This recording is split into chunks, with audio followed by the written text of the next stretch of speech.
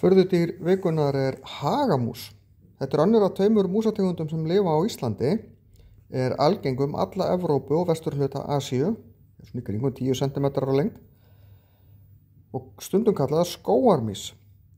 Hér náttúrulega ekki það mikið á skógum, borða fræ, ber, aldin, orma og skordýr og allt sem þar komast í og eiga alveg til í að sækja í mat hjá mönnum, sérstaklega kollneti.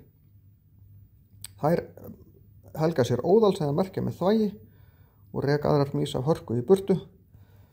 Ef að mýs komast í mikinn mat, til dæmis í kornbirgðir, fóðubæti eða eitthvað þess áttar, að þá getur þeim fjölgað ofboðslega hratt. Það voru ekki mýs hérna að því við teljum þegar landnámsmennirnir komu, en mýsnar fylgja mönnunum hvert sem þeir fara. Og það gera rottur líka og það eru til rottur á Íslandi.